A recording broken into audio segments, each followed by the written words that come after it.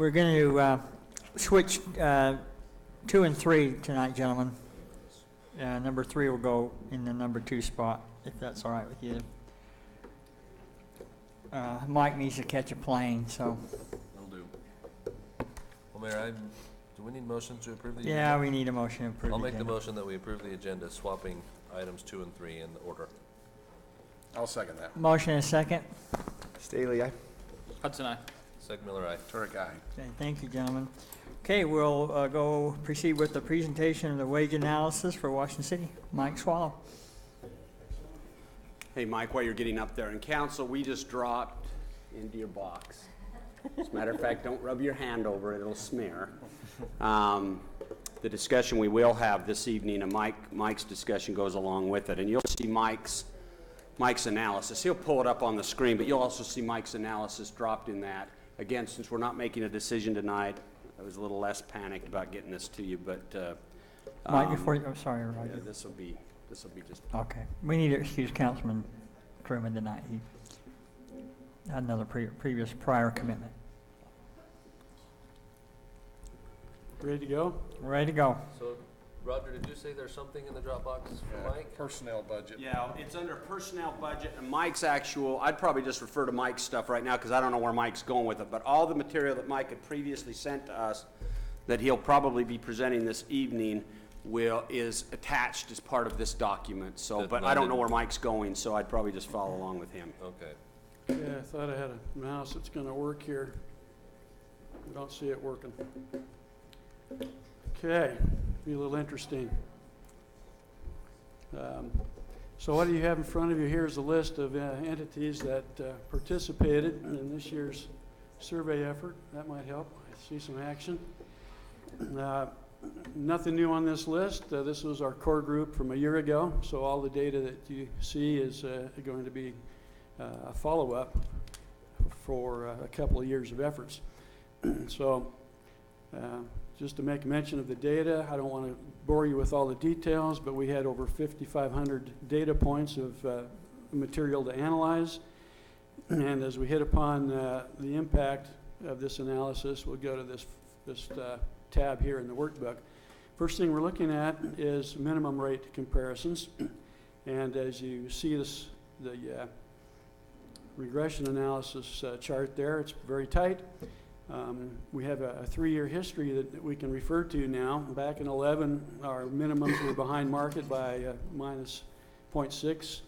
Then we lost a little more ground in 11. We caught up after 11 because we adjusted the minimums.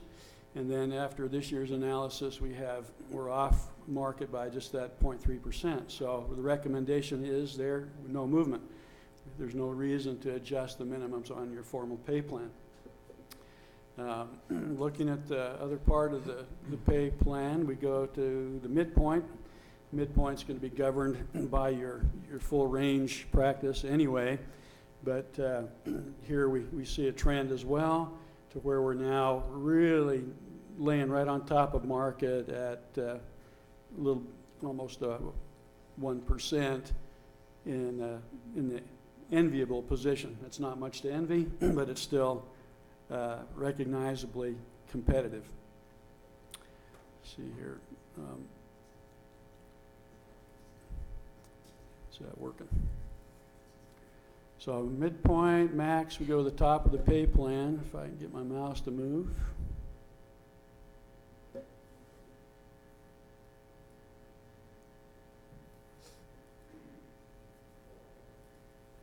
we go. So as we look at the relationship there to our market group, this picture actually has been pretty constant over the last few years. We've been holding our own with the market very nicely. A little bit ahead of the game back in 11, and that has diminished now to the point as we've held tight on market so that we're a little bit ahead of the group at 1.8% on the top of the pay range, that long-term income earning opportunity. So here we recommend that I recommend no changes to the top of the pay scale. I don't like how this is working. If I can slide over here.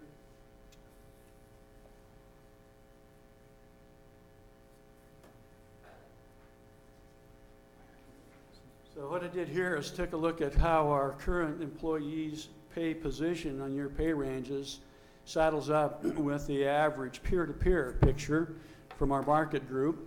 And your line is a little jagged and jumps and moves a little bit. That's because it's the average of those employees that occupy those different pay grades. So you'll see that bouncing. So we do have a very nice relationship there as well, very competitive. Pretty much any employee could go to some event where others doing the same job that they do. They might hobnob there and find that pretty much anybody they talk to is in the same range of pay as they would be. When you say competitive, what's the range of competition? Is a 2% difference competitive in your experience? If you look at the different possibilities, Trendsetter is the upper end, competitive or compete, parity, and then comparability. And so typically, if you wanted to be more on the competitive edge, more of a cutting edge, in my mind, you're going to be better than the group by 5% or more. And there's nothing magic about that, but it's just. So when you tell me that the trend, we look very competitive, Yeah, competitive. what do you mean by that? You're peer-to-peer at parity or a little better than parity. Okay. So anything above parity, you might call that competitive.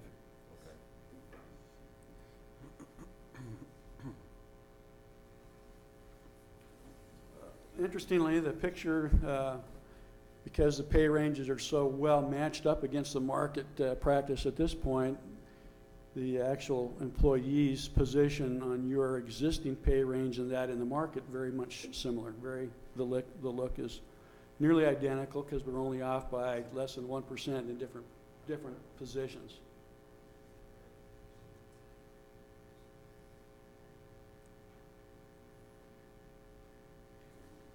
And another look at that, this is the plot that shows every employee and their position in relationship to market. Might not look like there's enough dots up there, but there will be a number of them that are probably laying right on top of each other. But that's just a kind of a snapshot look at where we are. The philosophy in the organization has been to move employees as quickly as their competencies are achieved, and they demonstrate those, getting them to the midpoint of the pay plan. And that varies from year to year based on available resources. But so that's where you are right now and how that philosophy has been implemented and maintained. Any comments about that, Roger?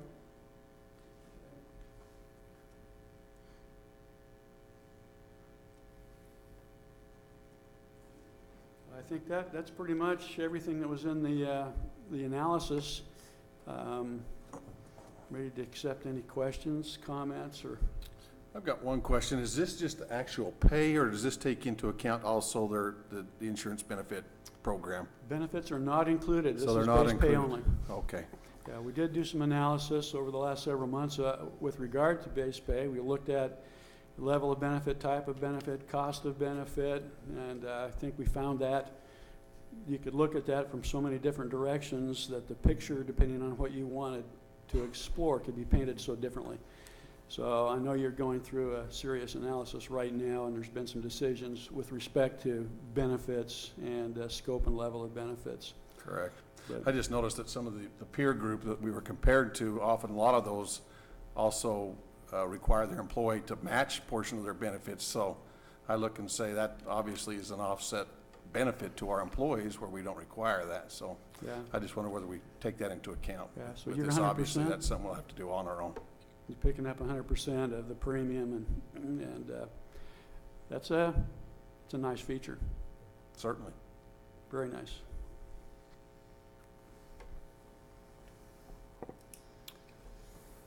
So part of what Mike does for us, of course, as you know, is we're looking at the pay ranges, the minimums, maximums, and midpoints, and we usually take his recommendation and adjust those accordingly. Now, those mostly, and so those could affect the employee's comp ratio, and then, of course, the last one he showed was the how the actuals match up. And so, and then we have kind of a pay progression program in the city. So we typically hire someone at 80% of the comp ratio. Remember, our range goes from 80 to 120. We typically hire at the 80% range. Our objective is at the end of the first year, they should be somewhere around 85, second year 90, third year 95, and 100% at the fourth year, because that's considered competitive in that field, and that gets them through the learning curve. Then what's traditionally happened is once they get above 100, and we have some employees above 100%, but they usually slow down substantially because they don't want to hit that 120, because then they're capped. We don't have anybody in that category, but you still want to recognize those people, because typically those are people who are tenured, people who have most experience with the city and those type of things, and of value as well. So you don't want to. What do you mean by tenured? A lot of years of service. Okay. Or a lot of your knowledge workers, sometimes they'll be over that 100% range too. So you don't want to, you want to make sure that they're, now this has been important to us because we had 4 years of pay freezes that was lifted last year, you'll remember. It was the first time we'd given pay adjustments. The only ones that, but our over 100% comp ratio employees did not receive a pay increase last year. So they're actually on their 5th year going on to their 6th year with no pay increases on the over 100% comp ratio. So we take Mike's data, that's what we do. We want to have Mike share that with you so that you at least see, this market set, this survey set was actually one that we kind of generated a year or so ago based upon input by the council. We look at cities kind of similar in size and budget. We look at also the local market as well since that, and so this competitive set was kind of put together with your input. Yeah. If we're comparing ourselves against other cities all the time, and each city's trying to attract competitive or good employees with competitive pay, doesn't that just naturally mean that the pay is going to go up over time? I mean, because we're kind of in this little micro economy here where we're comparing ourselves against contemporary cities. Is that the norm? I mean, you've been doing this for a long time. I mean, how do you? That's the norm. Everybody does pretty much. We just compare ourselves to each other, and then they creep up, and we compare them again, and they creep up, and that's. Well, the only exception I'd make to that is for instance, all those wages are governed by elected officials in every one of those cities. So, for instance, we've seen most cities have pay freezes. So on some of these, though, we can then get a check, say, hey, we're paying appropriate wages.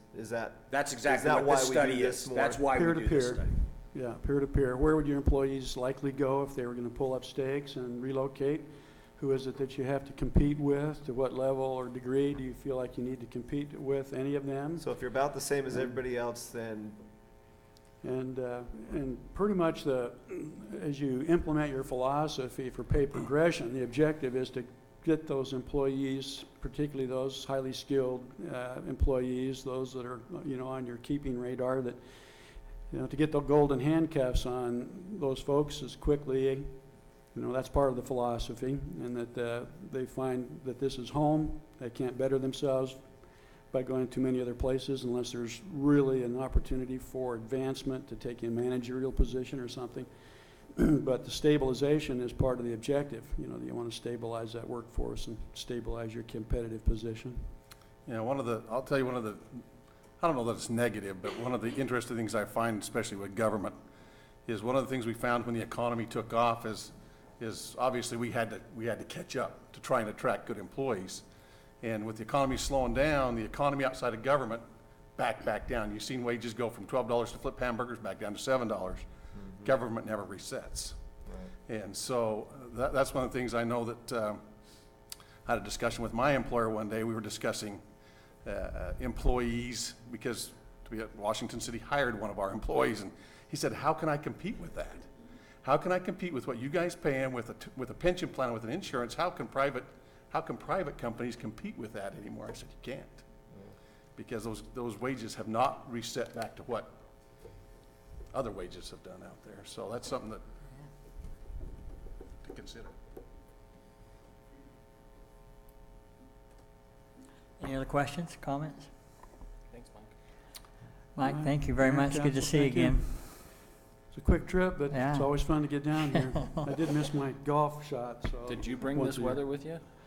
I might have. Yeah. I might have. Thanks. So. Take it back with you, too. Roger, I've got one question, and just for clarification, on adjustments that we're looking at budget-wise, what do we anticipate the cost of? I guess I'm just looking here in our pay adjustment thing, and maybe it's for Ruth, I don't know who to answer that question. What do we look at then as far as those that would qualify? Have you made a recommendation in this of what you Yeah, want? we're gonna get all into that tonight. Oh, okay, I'll wait then. All right, thank you again, Mike. Have a safe trip home. Okay, we'll move on to review the board audit report for March.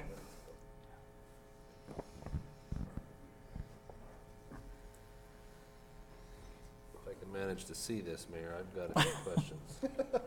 Here, Could we get a magnifying glass? Page 1, Would you like us to put down the TV? we're doing board audit? Board audit? Yeah. Board audit. Okay, page 1, under general government, I have 2 there.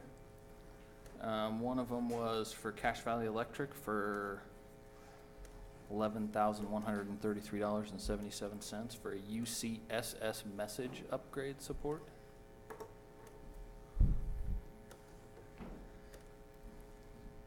That's actually our annual maintenance service contract for our Cisco phone system. Wow, okay. And then a couple lines below that for legal services, it's in September, but we're looking, this is a report for this month. That seems pretty late. We just received the invoice. Is that mine? Yeah, that's a September bill. Let me see that. Seems your billing department may be in arrears. We shifted our, well. Are you I'll using just complete my- Springbrook? We shifted sending those over by email, and they came to my house instead of theirs. yeah, we had a misconnect. But Did they really come to your house? I'll take full responsibility for that. I don't think that That surprised necessarily me. was Nancy Okay. or whoever received it. I like blaming it on Springbrook. They take a lot of flack around here. Yeah, they do. I'll be happy. Anybody else have anything on page 1? I've got one on page 2, but Go for it. the very bottom, and there's probably a good explanation, I'm just not familiar with it. City of St. George, $54,065.75 for a school resource officers. Is that Yeah. sure exactly what we do there? We pay based upon student enrollment. So our students that are enrolled in the schools that are in St. George, the resource officer that is there, that's our pro rata share of it. Okay.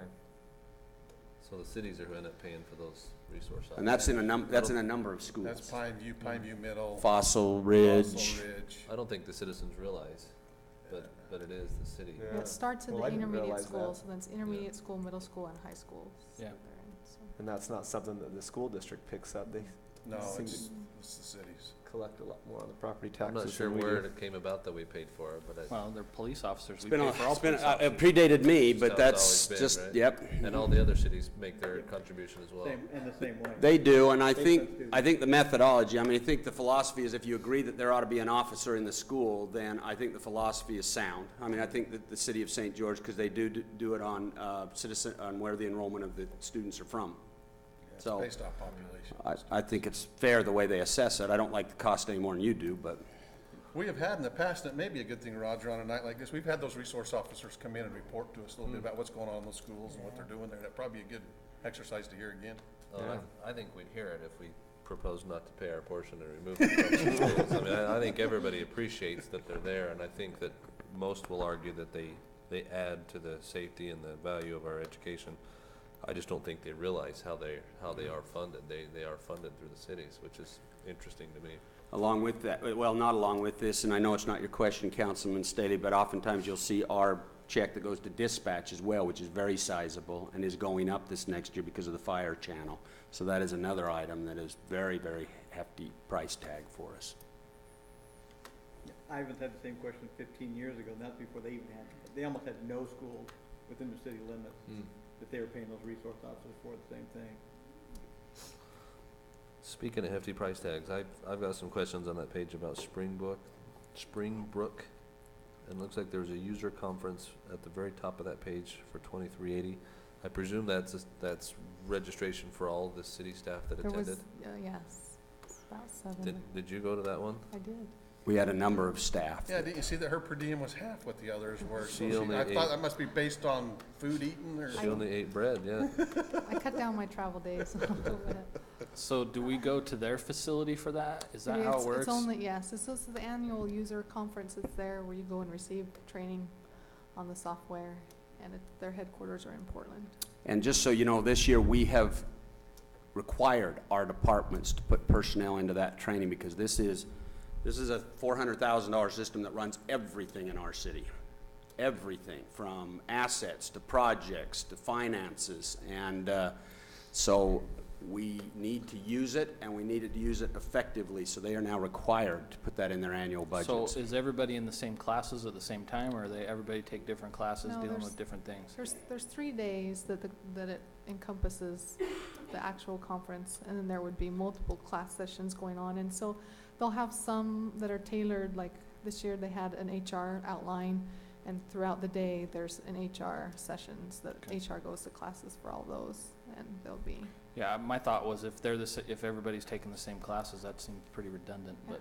It is, and not just No. that, but the other nice thing that Springbrook does is you actually get time with your counterpart, if you will, on the Springbrook side to actually go through very specific questions and concerns you might have just unique to Washington City with your department. And I know that sounds like a lot of money, the total investment into Springbrook and what we invest each year, but remember, we run about a $50 million budget every year, and Springbrook is what keeps it pulled together, or not. Depending on how. Allegedly Yes. pulled together. Yes, and a lot of that has been just our learning curve, Councilman. A lot of that's been our learning curve. Yeah, I know that Springbrook was invested in just shortly before I came, and so I kind of feel like it's been a learning curve for 4 years now.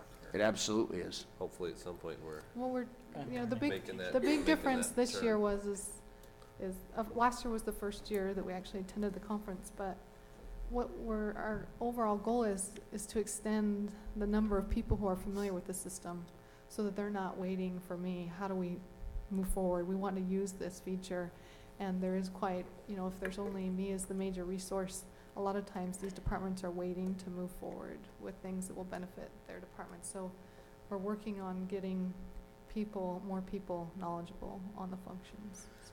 The other thing I would point out that we've talked about before is there's a level of sophistication with our financing that's never existed before, and we're now doing things better and with more accountability than we ever have, not only because of the software, but because of the education we're giving our employees, from everything from asset management to project management, which quite frankly, we did, but we kind of did it off our cuff in many cases. Now our city is getting to the point where we're much more sophisticated, that our auditors are very appreciative of that, and it becomes much more reliable for our community.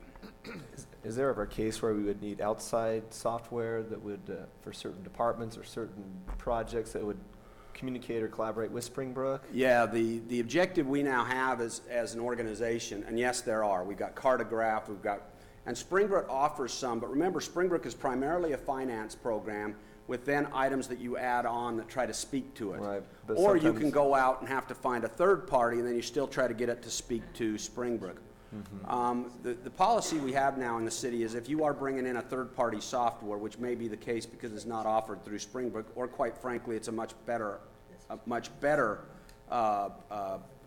software, then you need to also put enough money aside, either through the APIs or whatever, to be able to communicate with the Springbrook software. We do not want to silo our systems anymore, or as minimal as possible. I did also notice a few Facebook and Twitter posts from some of the staff that while they apparently were there there. were some fun times at the Springbrook conference. But you weren't in any of I the was photos. not actually. You didn't have any fun, huh? Yeah. Well, see, And I guess the question I have for you, Councilman, since I didn't see those, I'm hoping that all those were appropriate.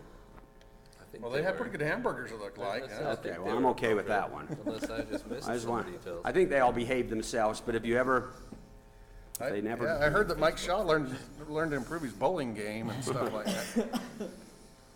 thanks to Brian. I know I've told you the quote before, but there's a quote out there that says, "Behave, you may be on Facebook." No, you are. You no, are. maybe about it. My next question, Mayor, is on page 4, the very middle of the page. There's a Washington City Utilities line for the community garden of $4,381. I was just Community curious. garden's only gonna be like that particular bill probably has about 104 individual references, and the community garden is just gonna be one of those. Theirs is only around Okay. $35 I was a gonna say, I month. didn't think they use that. Yeah, much. that's what I thought too. It's like, Any wow. utility, Thought maybe it was for the next 10 years or something. especially this year. Okay, that's helpful. So they're just the first on that list. My next question's on page And so 6. because of that, though, I'm it's on- falling under the parks, so obviously the parks has a lot, and all the utilities would probably be grouped together, but So that's, okay. it's not gonna be all of So it's probably their shop and it. Yeah. several of others there. Mhm. Okay. Yeah, I picked up that same thing, and I thought, man, have we hooked up some power somewhere that they're Oh. charging you for? Or- Yeah, there's really no power use there. Page 6. Page 6, remind me, manager, what the George Scott Sales Associate, Sponsorships.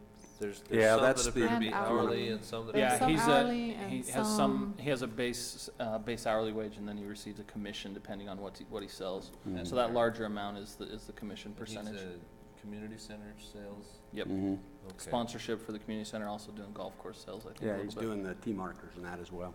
Okay.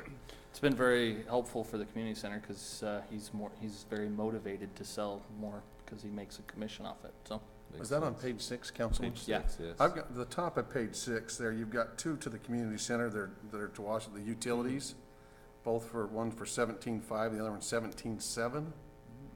One dated 3/1, the other one 3/8. I had a question on that. The utility bill, back around this time, we actually used to pay it electronically. So it didn't get entered, even though it would have been paid back in February or March, but it wasn't getting entered into the finance system until a later date, and that's why you're seeing double. Double. We now Okay. pay it separately as its own individual. So you should only see one a month in it usually. Okay. So the 308 one was the one for the payment that was due March 20th. The one that said 301 was actually the payment we made February 20th. Okay, thank you.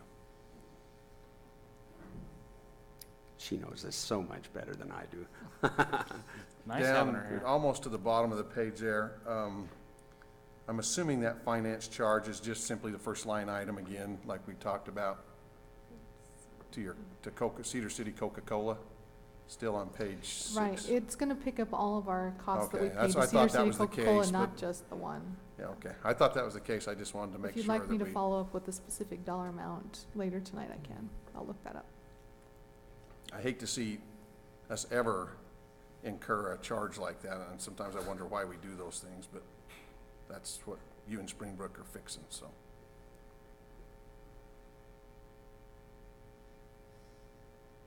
Page 8 at the top. I'm just wondering, the eye candy photography is looped into the recreation and fitness, and wondering if that should be in special events or if that's in the right spot there. It says photos for Dogtown, and then the Dogtown expenses are on the Department 68 special events. Okay. Is What I that can correct? look or- at and see, sometimes eye candy does have I know they do like the, multiple, Yeah, I think she's Some got it under pictures, so- 66 of so I'll programs. have to look that one up. I as know well. sometimes they'll do the team pictures and things, but I know that they were also out at the Dogtown, so I just wanted to see if that was coded the right way. I'll double check that one. That's the same group that does the team photos? Mhm. It could just been on the same invoice, but I'll confirm.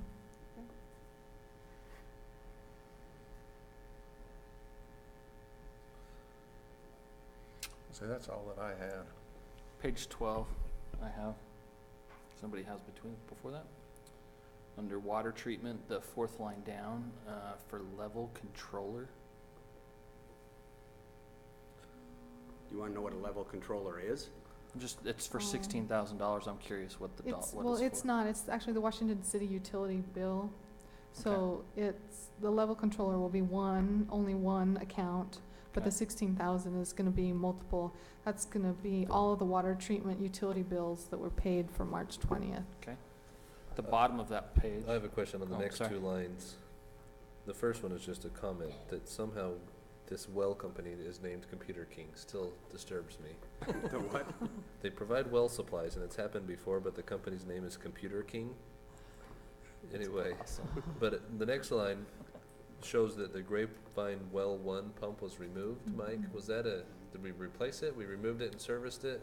Do you remember I brought that up in my manager report, that one was, yeah, it was, It the went, bowls I remember you repaired. saying it went down or something. I might have missed that report. That might have been the day I I was remembered there. him bringing that up, Okay. that they were down rebuilding that, the well was down. Okay. Okay, that's their parent company or whatever. Bottom of that page, water relocation. What project is that? It's there, and then it's also on sewer, I think. With Interstate Rock. Yeah, with Interstate Rock. Oh. That's the new line that goes out through Washington Field Road. Yeah, the new Okay, alignment. for the Fields Road. Yeah. And that's it.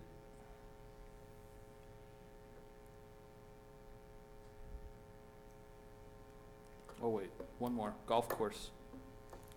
Page 17, Turner's Auto Body. Some repairs to a vehicle in the amount of $3,000.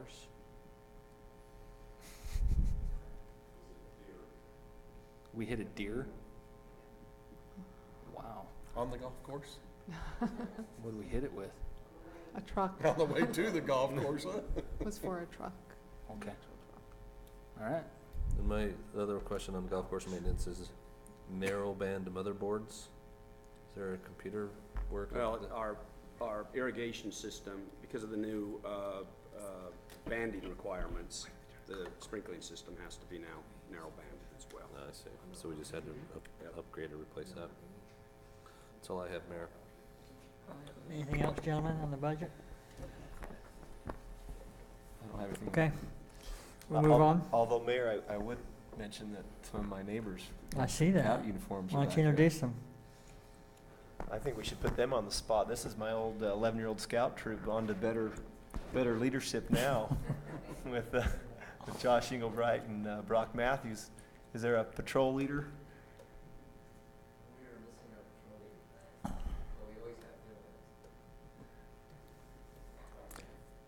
Well, we're glad you're here and we welcome you, and everybody else too, but we like to recognize our scouts. So you're usually working on a merit badge or something, aren't you? All right, item 4, discussion review of the 2014 FY budget items. Roger Carter. Mayor, I'll see if I can also throw this on the Apple TV. At least this sheet. Is this for Councilman Segmiller's benefit? Yeah, I'll try to put this up. If you'll turn around, Councilman, that might be big enough for you. Of course, it may not be either. Okay, so the discussion we're having this evening. We've had a discussion with council with regards to the capital budget. This is part 2 of 3. This is now with regards to personnel, components of the budget, and then the third part we'll have in a couple weeks with regards to operation, and then that should be the 3 parts of the budget that should come together then for our adoption of a tentative budget in May. So what we've done here is I'm going to explain this, and what you've got in your packets is you've got a written description of how this reads. Many of you will remember this from a year ago. This is what we use, and then there are some other materials in there, including Mike Swallow's presentation that he discussed tonight with a whole lot more information, and also the personnel requests submitted by the departments, which is one of the things we require. So let me start here, and I want to focus on general fund, because general fund is always our most interesting one because of the fact that a lot more mandates, a lot more requirements under the law for this governmental fund versus the proprietary funds, which is the water, sewer, power, stormwater, and some of the others. So let me tell you how this sheet works. It works kind of, you read the sheet in kind of a descending order. So let me show you how this works. So the revenue budgeted, let's just take first column. Again, I'm going to focus my discussions tonight, since most of the items that we'll be talking about do deal with the general fund or the first column. So the first column, we start out with the 2013 revenue budget, so current year budget. Now this is the budgets, not the actuals. So, and it doesn't take into account any type of fund balancing or anything. That was the budget approved a year ago as far as the general fund. We then have begun to set, of course, the revenue projections for the 2014 budget. And so right now, we have revenue projections in the amount for the general fund of an increase. This is just the increase. And you'll see where it combines here in a minute, but of $299,408. Now, what we try to do in this part of the discussion, because we're not talking about operations, so for all intents and purposes for this discussion, we take all of those revenue increases, and that's why you're seeing them all, and we have the discussion with regards to personnel. Because if you remember the priority we set when we set budgets is capital budgets are our first priority. That's a hard fixed asset that brings immediate value or long-term value to our citizens. So that's why we look at capital first. Personnel is our next priority because the fact of the matter is government doesn't function without personnel, and quite frankly, the quality of your personnel will largely determine how successful you are in providing a good product to the community. And then operations has more flexibility, so that's always our third one. So for discussion purposes this evening, we're taking the $299,408 of the general fund portion, and we are going to use that for the discussion we're going to have. So that makes a new total revenue amount for the general fund of $10,448,856. Now of that, this year, $5,297,218 represent payroll, all payroll-related expenses. So when I say payroll-related expenses, we're talking not only wages and salaries, we're talking about part-times, we're talking about seasonals, we're talking about benefits, including FICA, Medicare, all of those things that people just kind of take for granted, but truly are a cost to the organization. So that represents $5,297,218. Now what we've done is we've taken the projected increases, and now let me give you a different priority. So the different priority we look at when it comes to personnel is we say we would like you to review the personnel requests on these priorities. I don't know what happens with this. All right. So what we look at, and occasionally you might get a glimpse of my grandson, and so that'll just lighten everything up. So we look at things based upon the following priority. Based upon our employee surveys, we look at benefits as actually the highest priority. The benefits that are provided by to our employees are looked at by them as the most important thing, followed by pay, and then of course the third item we look at is any requested new personnel. So that's how we've listed them in this order. So what we've done here is, as you remember, a couple years ago, the state of Utah changed the pension program. We have a Tier 1, Tier 2. Most of our employees still are in Tier 1, the vast majority. Any new employees hired after July 1st, 2011 were in the Tier 2 section, completely different kind of retirement process, but all part of these costs. Now, if you remember the actuarial figures for the state, they bumped up the pension cost really significantly last year, if you'll remember, not so bad this year. But what we've done is we've taken, whether it's Tier 1 or Tier 2, we've taken the increased pension costs and we've added those to the line there under pension. Now I do want to point out, these are broke down by fund. Each column is a different fund, and that's why we've broken them out the way we have, so that you can see that each fund has their own allocations based upon personnel. But again, going back to general fund, so that pension increase for the general fund will be $45,398. Our current health care plan, which is a 90-10 plan, we have got our premium increase notice, and that's a 7% increase. And so what this represents to the general fund for 2013 is, can I read that okay? $39,625. Mm-hmm. And then you can see how it continues across the other funds.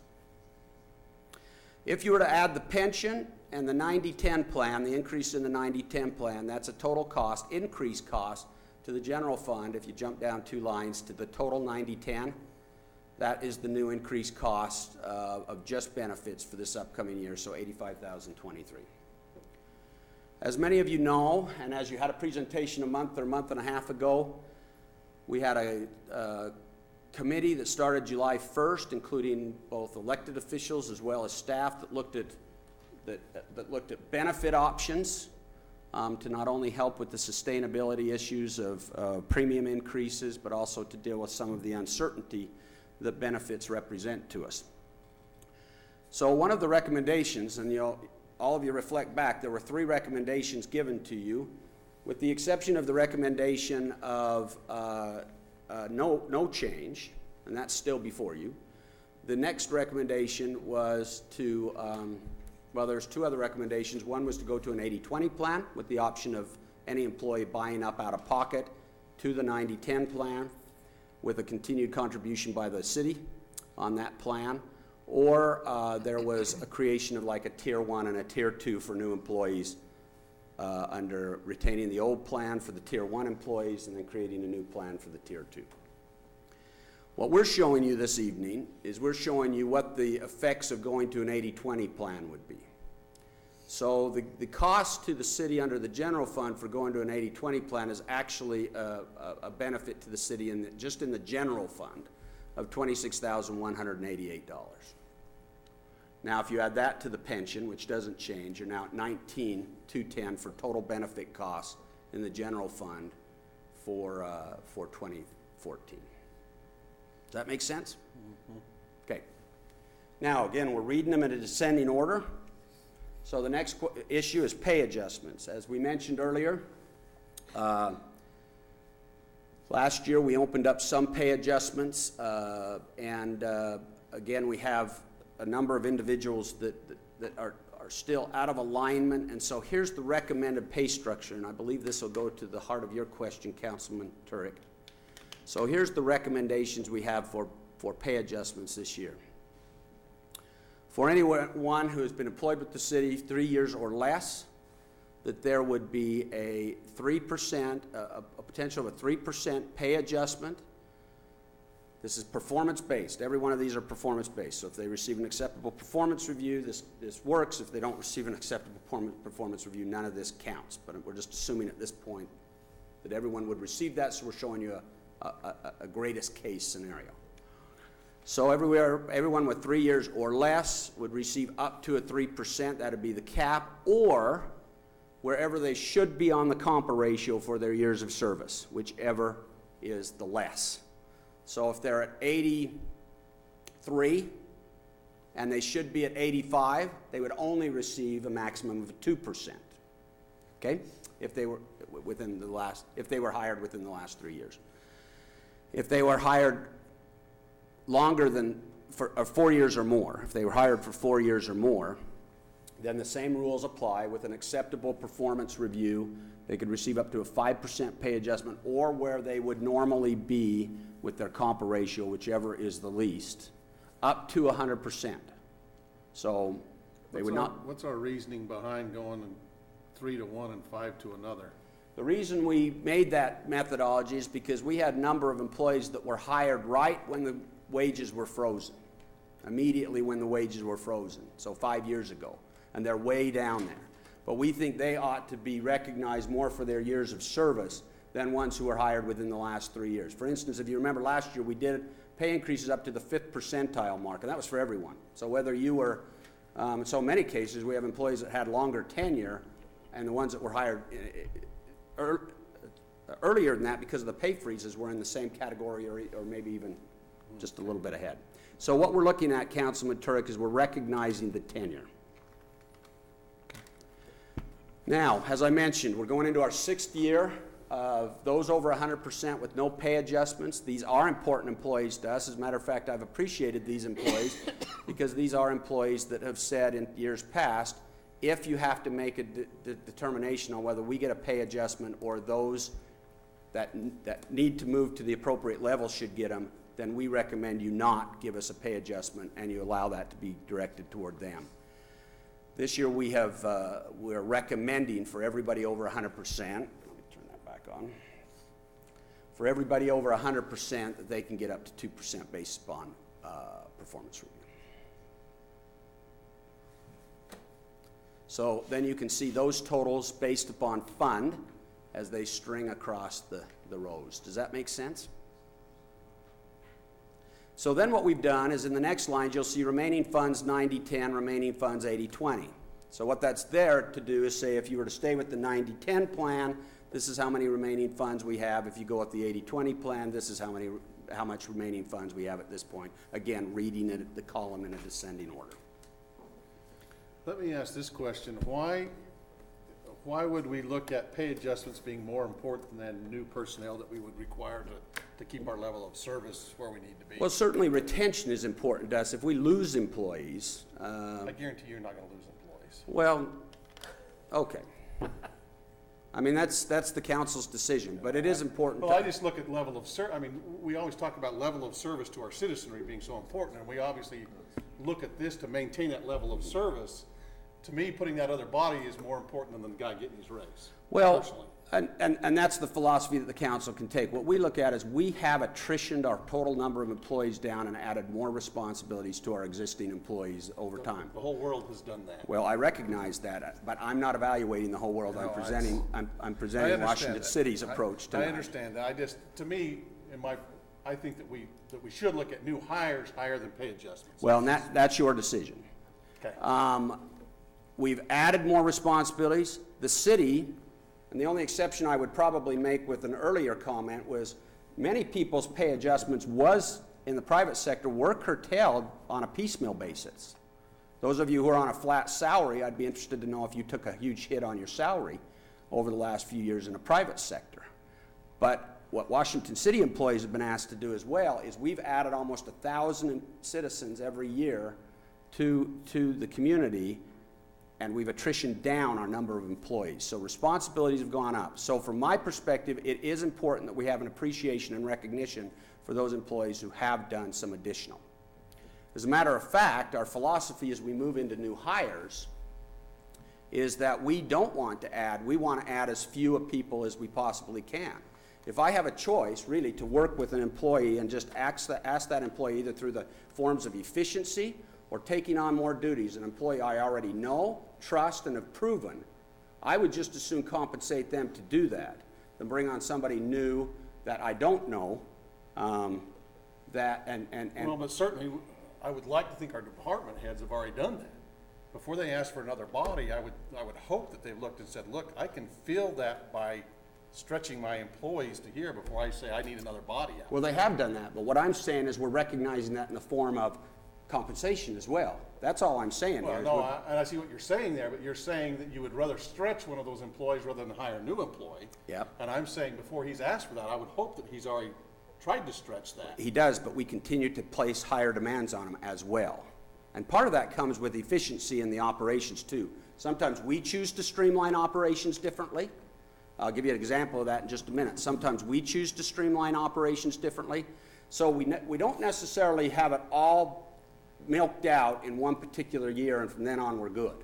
So because we streamline things, we consolidate jobs, we actually cross department at times. And all that has some impact on our existing employees. So we're continuing, and I think Councilman Turek, you recognize this with me. We're always tweaking with the organization to try to find. I agree with that, and I guess I'm just asking the questions that I think are important to be asked. Well, I think they are.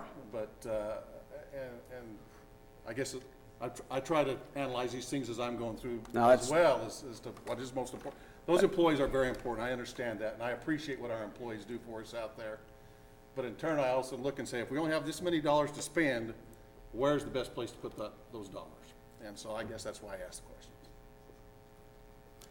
And again, this just reflects the priorities we've had in times past. If the council says we'd like new hires versus pay adjustments, that is certainly the council's discretion.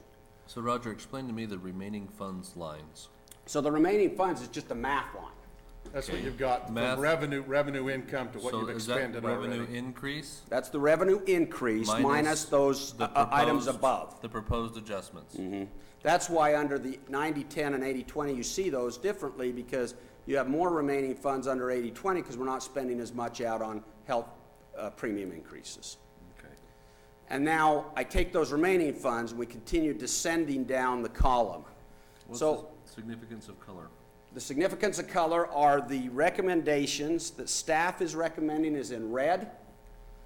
The ones in black, because what we try to do is reflect all the requests, are not recommended, and the one in green is a new one this year, and that's going to be a discussion with the council. So, and I'll explain that as we go further down. When you say read by staff recommendation is the manager's recommendation? Yes, management team. Not the department head's request? Well, but working with the department heads, yes. The black is so anyone up there is a department head request. Anyone in black is one not being recommended by the management team for this fiscal year. Okay. But we wanted to show those to you because we think it's important that the council see the requests. Of course. And And what I you appreciate that, because I know in times past, I have talked with some departments and said, why are you not asking for people? It's obvious you need them. And they say, well, we do. And I said, well, I don't see that. So I appreciate the fact at least it's showing up here. Well, that's my question. Why don't we have a parks request? I thought that was our most, Well, we added 2 last year. okay. If you'll remember, that Parks actually got the most full-times last year. Didn't we do 2 part-times to parks? Well, we did. And 1 full-time still not filled. So that's why, okay. And again, understand this as well. We do request, and we leave it up to the department head to make the ultimate request. And unless we see a real slippage, we leave the department head to make those requests. Parks was probably our bigger one last year. Okay. So, going down the list, and again, I want to show something, I want to emphasize this because this was a recommendation we made back to our department heads, and they've done a great job with this, and this is with regards to trying to find the ability to use part-time versus full-time. And again, there's obvious reasons for that. Now again, that doesn't benefit people who are looking for jobs, but again, that's not necessarily our priority. But with not only the cost of benefits, but also the uncertainty of benefits, that's just a real challenge for us. So, we've listed these from the management team's order of priority as well. And, no, I'm sorry, not on here. On your narrative, I listed them by priority. So they're not by priority here, but they're on my narrative and priority. So these were the requests. Community Development Inspector, this is a building inspector. And let me give you a good example, Councilman Turek, of where we streamline.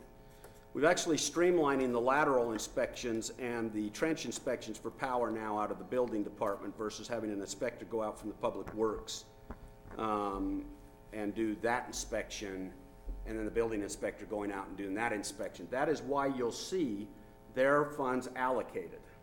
So you'll pay part of that out of the Yes. which public works department? You Which can part of run it? across the line there. Let me spin up. It's out of, well, I know. It's water, sewer, power. I believe that's it, isn't it? So you're gonna have the inspector coming out of the community development that will do all inspections, basically.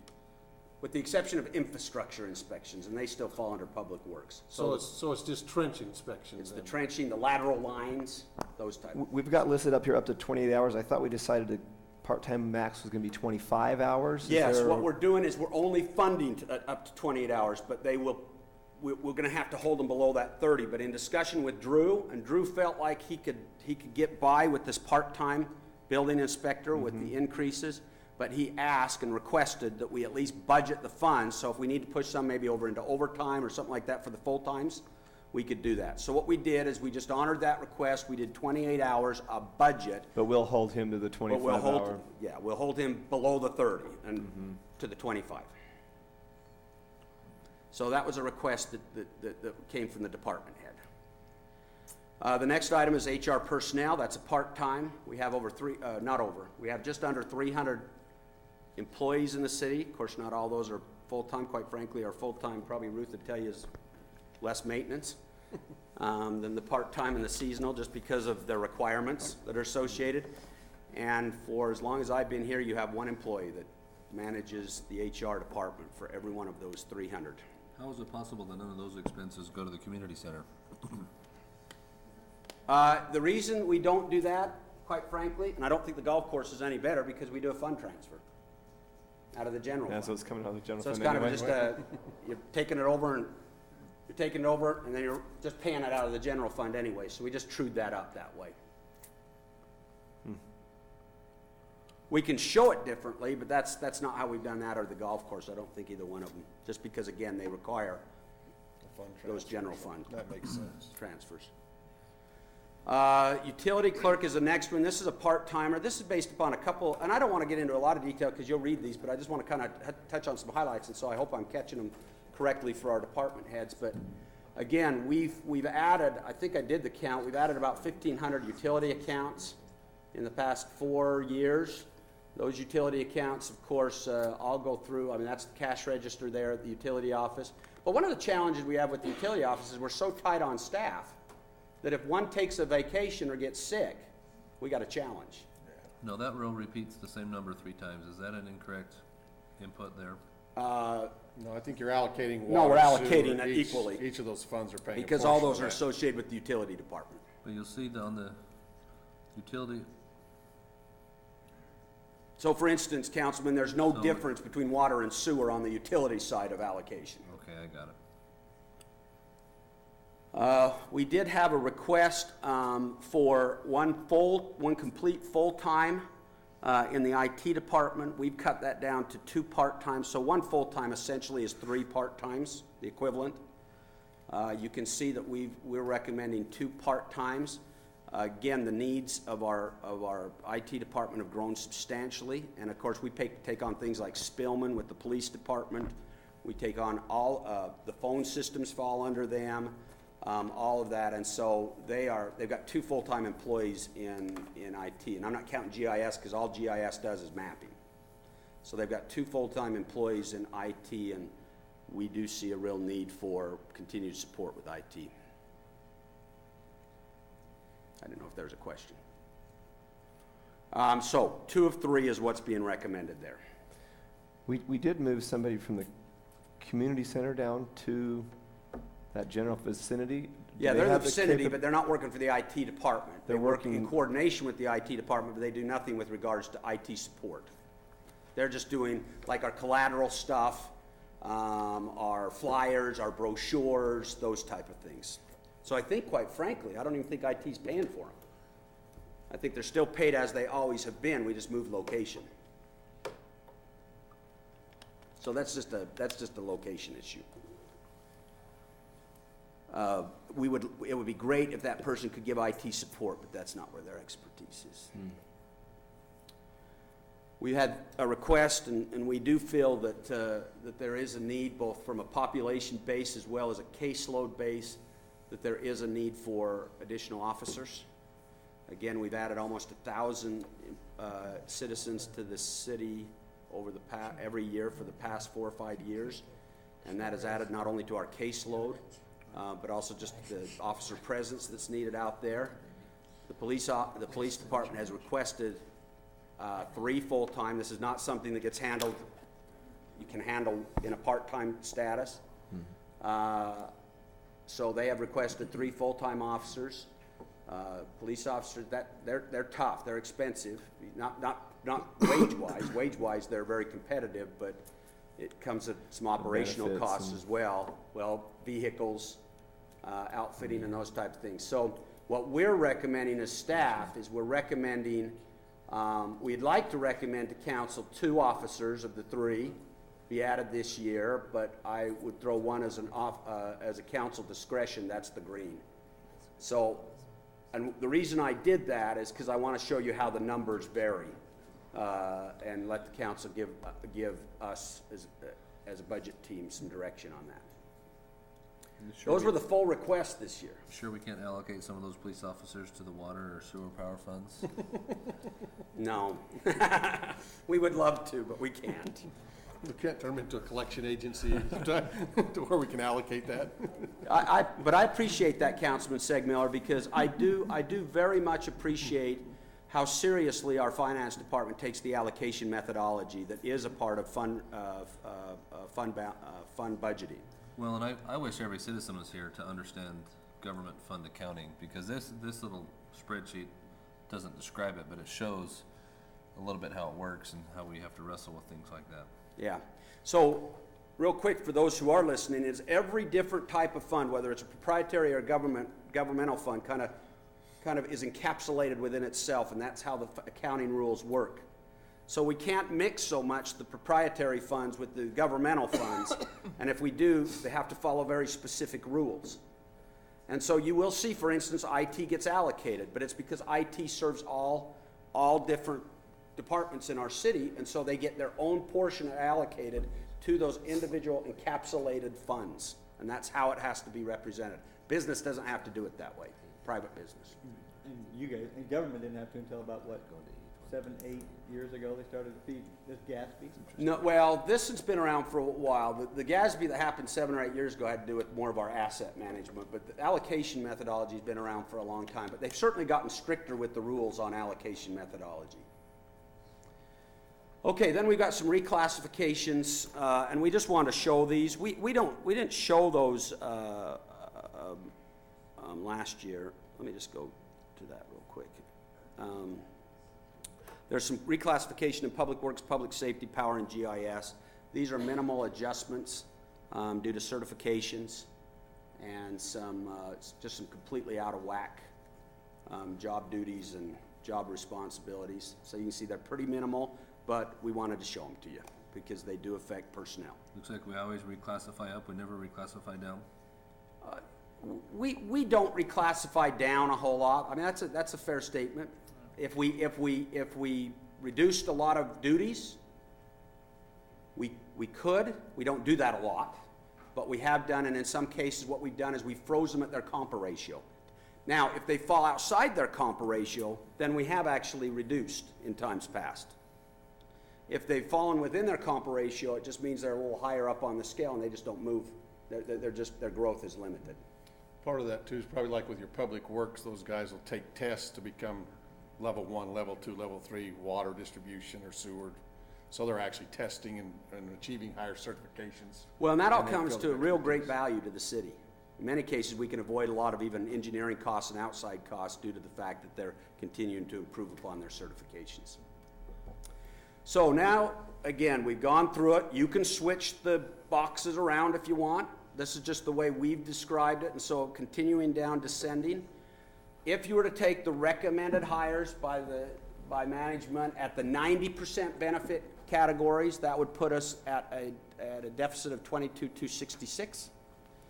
If you took the recommendations for hire at the 80-20, you would see that we were still netting 43. And again, I'm just talking about general fund.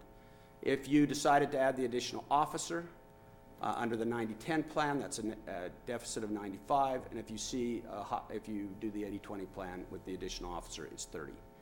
Now, last year we did also, let me point out a couple of things, is the council did approve to use some fund balance to pick up some additional personnel. We do constantly monitor our fund balance. We think we're in really good shape this year. Fund balance wise, the amount that the council ultimately approved last year for fund balance, it appears that as we project the end of this year will not be used to the extent that the council budgeted last year. That's a good thing, which means we're using less fund balance this year. We're projecting to use less fund balance this year than we did last year. Again, this is for discussion purposes because we haven't talked about operation budgets. Now, we told the staff that they are to have held their operation budget with no more than a 1% increase. Now, let me explain that though. A 1% increase for the courts might be $180 more. That's all they get because the department is so small. That might be a bit of an exaggeration, but it's not much of an exaggeration. These small departments, 1% amounts to nothing. So if they had an equipment purchase for $300 and their 1% only gave them an additional $150, that may not hold true. But we use that as a rule of thumb with our departments to say you are not to exceed your department operational levels more than 1%. Now, certainly if we hire an officer that, because we've not plugged those numbers in until we know where we're going, then you've got some additional costs associated with the new hire, and that would probably exceed the 1% as well. But I only point this out because, again, we're using for discussion purposes tonight the understanding that all surplus revenues are being talked about under the concept of, and we did this last year the same way, under the concept of personnel. And then if you just swing over, let me go up and just show the columns so people can see. So each of the columns are a different fund in the city.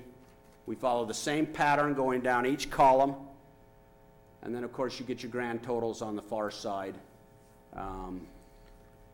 What's our reasoning behind our community center revenues being down? Is that just what we're seeing happen up there? Just Correct. Actuals? Correct. And Kimberly spent quite a bit of time with the community center today and Barry, and we just see that the revenue will be now. Part of that is some of the classes and things that we've offered have been cut back. Yeah. And so not So just the revenue's revenue, just coming, so the you're gonna have- revenue, you'll You're also, gonna have an expense side. you'll also see the Yes, expenses. yes, increase. absolutely. So the response we give back to the community center is you get no more money. So it better match, and they worked on that today, and I think they're continuing to work on that. So hold that question again, Councilman, because as we move into the operational budget, you'll want to ask that same question again. Can you explain to me the fleet column, how there's no entries except for a recertification or a reclassification there at the bottom? Okay, the fleet division is a brand-new division for us, okay? So let me tell you how we're structuring the fleet division, and it will kind of come in the form of some budget openings throughout the year. And I've got to get this right, so Mike and Kimberly, help me if I don't get this right. Right now, every department already puts in their line items whatever they anticipate to be the costs associated with maintaining their fleet. So let's take the police department. They have a large fleet. They're a fleet that runs a lot, so they have X amount of maintenance costs that they anticipate every year. So they expense that in their operational costs. We used to have a shop, and the shop, I believe, is, now we're absorbing the shop over into fleet, right? Okay, I've got to keep looking because this is kind of tricky how we've tried to structure this year. Tricky, not in the sense of confusing, but how we've had to move in to a fleet division. Because it happened in the middle of the year, basically. So how we're going to do things now is the fleet, so Chief Keith will bring a vehicle down, and he'll drop it off, and the fleet department will determine what the problem is, and they will either get back with Chief or however they determine to do it and say, here's how much it's going to cost with parts and labor, just like if you were to take it to a shop. This is what we're referring to as an internal service fund, so it will stand on its own. Now, since we don't know, so what's going to happen this year is we're going to make some budget adjustments throughout the year where we're going to actually take some of the line items out of, and these will be on actual invoices, so we'll know exact actual costs. We'll take at certain points the police department from what they have budgeted for their fleet maintenance to pay for the parts. Then we'll be taking from the shop department, because that's where the personnel are, to pay for the labor. Did I get that right? Is that right? She said no. She's confused too. For the labor. Or we're going to put the shop in, I can't remember, because the labor's a new component, and that was the tricky The part. shop is the mechanics, right? The fleet- Shop is the mechanics. What you'll see in the fleet division is all the revenue that the fleet division earns is basically from invoicing out the cost of the service they're providing. Invoicing to the other funds. Invoicing to the other funds. And then the expenses for the fleet will be within the fleet, just like it was before the shop was part of the general fund and you saw the shop budget, all their expenses. So 100% of the expenses for the shop are moving over to the fleet. And then what you're gonna see is a revenue component that's gonna come in, and that revenue is derived from the departments who've paid previously for parts when we just buy them from the part supply store. Now they pay the fleet division, So and the the fleet division expenses will all purchase the be parts. in the fleet division fund, Yes. and then the fleet division fund will bill the We'll other basically funds. invoice out and then we pay. So historically, the fleet labor has actually been allocated out to the departments that prorated by the number of vehicles that belong in the entire fleet. Are we gonna continue So to we're do gonna that? move the wage, the money that each individual department has in wages will actually move down into their expense category for maintenance, because the wage portion gets picked up on the fleet side. That's what I So you'll see said. 100% of the fleet wage in fleet, and it gets She paid makes a lot for more by sense than funding. you. No, that's what I said. You It's just didn't because I use follow my it. hands, you know. So, But what that still means for us is that means we may have to make some adjustments Yes. with the budget because it's kind of an allocated expense, but it may not actually work out quite by the Whereas allocations. historically, the departments have only seen parts costs. They haven't been invoiced for labor per se where they see it. It just hits anyway, so. so when we put a vehicle to services outside of the shop, to a commercial service outside, fleet department would take that expense and then allocate it over to whichever fund, Yes, That the related to- fund would still pay just like as if we whoever didn't the do actual owner is of the vehicle right now. Now, once we get a year under our belt, this will work better, but we're kind of transitioning. So that's why we approached it this way. I think it's a good approach, but what it will require of us is for probably a couple of resets during the fiscal year. So explain that recertification down there then. I don't know for- if I can explain the recertification, Mike or, Mechanic, On,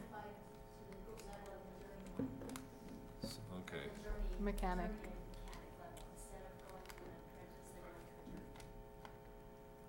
And so it's now, So you're just picking up that cost in Help the me fleet, but the understand that just actual a minute wage again. is still So- allocated out, you're only so, seeing the but one portion. Didn't we just hire mechanics? These are brand-new mechanics we've just hired. And so we hired apprentice mechanics that are now become journeymen.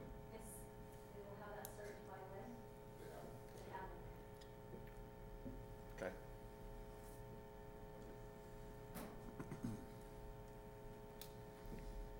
Okay, so that's the spreadsheet. That's the thing that holds all the pieces together of what you then see beyond this. And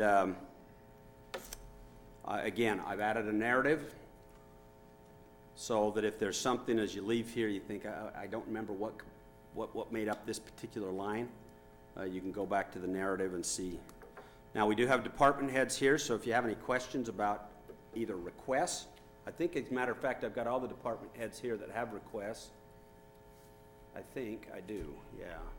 I noticed at the end of this presentation, at the bottom of the presentation, is their letters stating reasons why. Yes, and we don't have, I gotta go down here, this is all Mike's stuff, as you remember. Okay, so we don't have we asked them to provide certain specific information, but we don't have a set format, so you'll see kind of variations in the way they do their submittal. That's fine.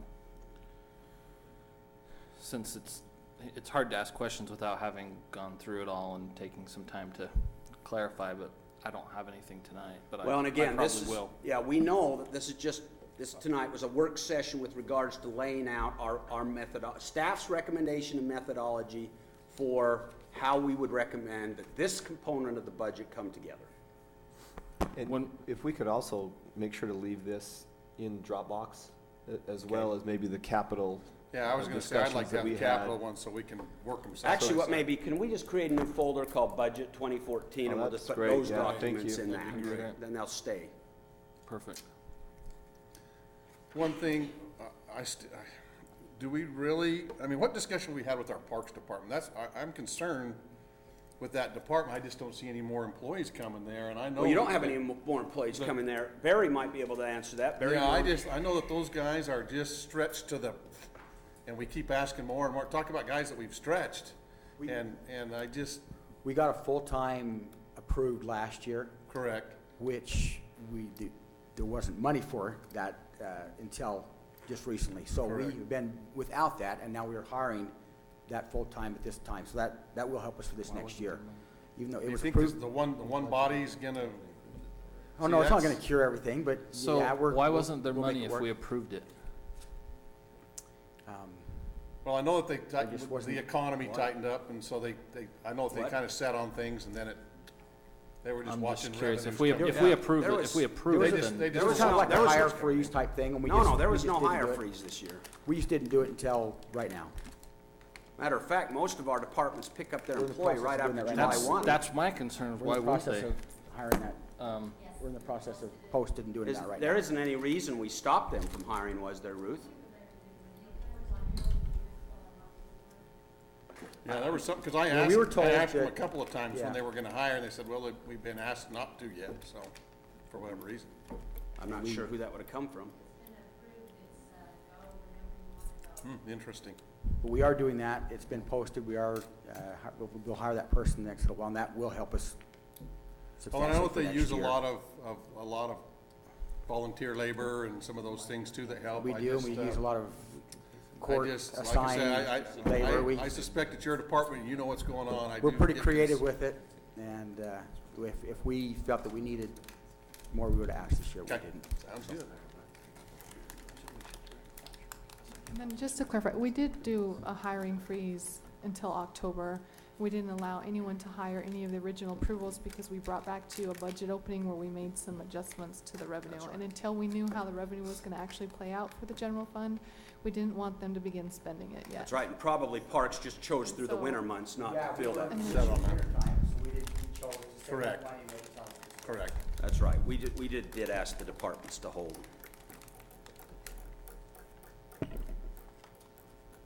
Okay, That it?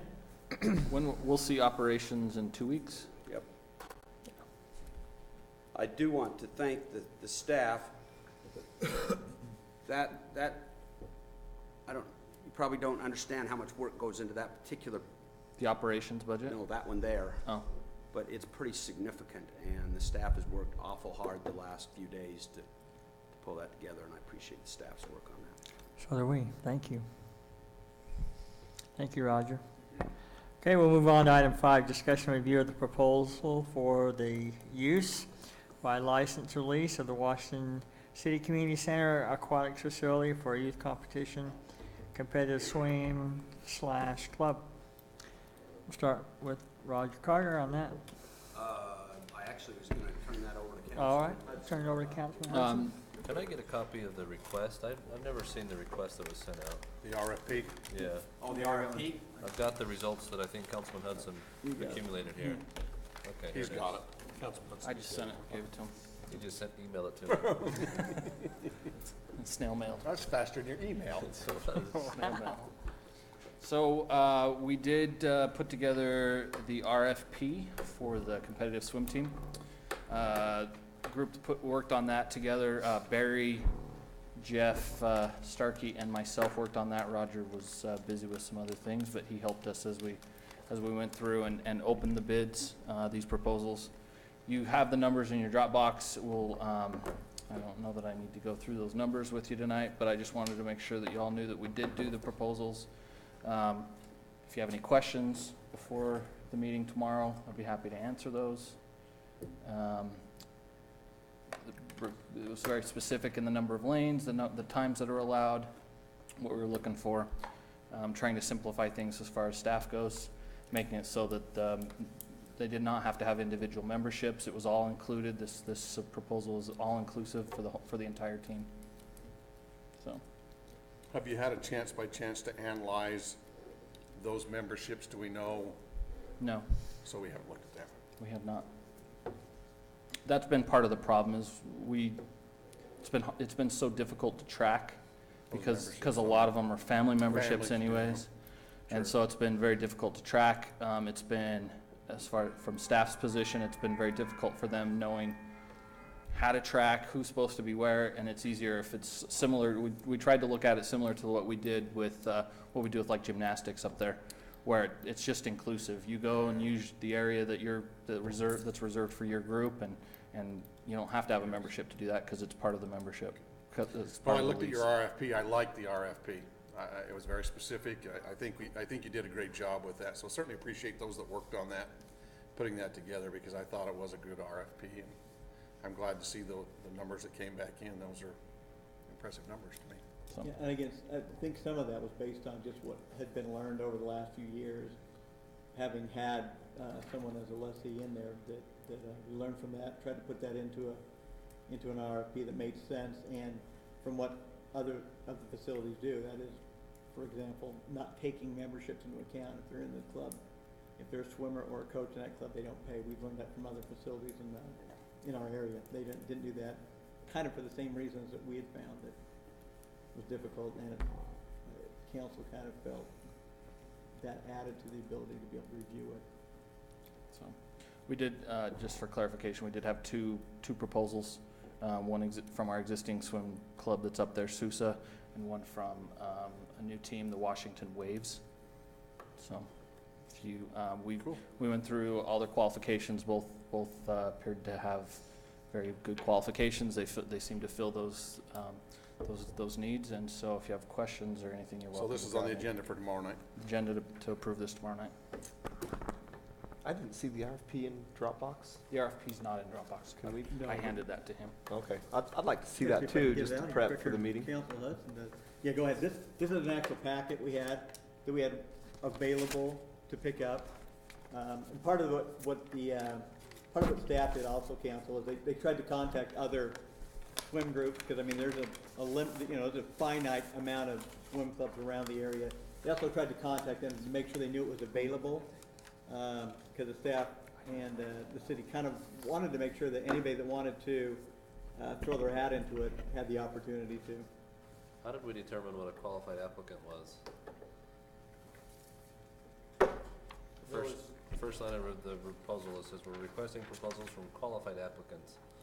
The qualified there any- applicants is It the, goes through and explains a little bit more, and that is that there's certain things such as, one, you have to be willing to have to- abide by qualified, much more qualified coaches by. strict for availability of certain- lanes and those types of things. The second was some certifications that are gonna need to be required of whoever runs the swim club, as Yeah. far as coaches and the team itself. Certifications of those, the coaches, the people running the team. Yeah. Was there any, I forget in the RFP, maybe I'm not seeing that, what, it's for 1 year, and then is there a renewal, auto renewal, or do we RFP, so it's just a 1-year contract? 1 only? year. The anticipation No, it was, says and it it was can put be in up that to way, 3. that it was anticipated that there could be, but only at the city's discretion, 2 1-year extensions. Okay, Again, it was only at the city's discretion. The city had a lot of discretion, and if it wanted to come in and maybe determine different terms or just negotiate so those. ultimately, it's a 1-year contract, and we can. Yeah, that's all that's promised in it right now, Okay. yeah, All right. absolutely.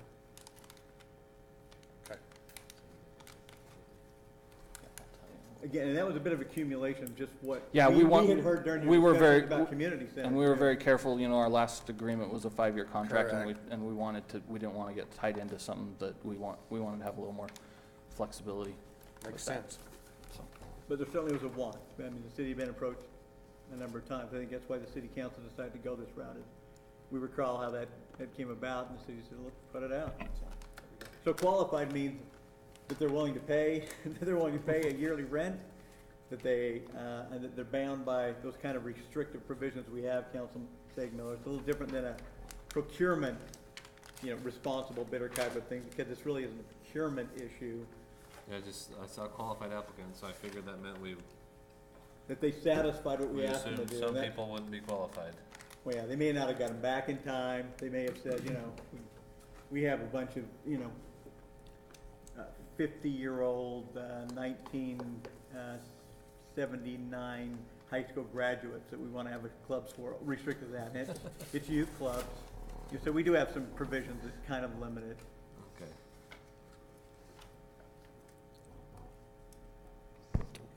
Any other discussion on that? No, sir. All right, thank you all for submitting those proposals to us. We appreciate it. Looks like Kimberly has something. Kimberly, you want to update something? Okay, well, are we done with the discussion on the Councilman Hudson? We done? Yeah. Okay. There was just 2 follow-up items on the board audit. So the Dogtown Marathon, those pictures and stuff, that is actually considered a fitness event. It was coded to the fitness event marketing category. And then the finance charge was for $4.66. Okay, thank you, Kimberly. Any other items to discuss? Then we'll move to item 6, I adjournment. move that we adjourn. I'll second. Motion and second. Staley, aye. Hudson, aye. For a guy. See you all tomorrow evening. Thank you for coming. Tomorrow.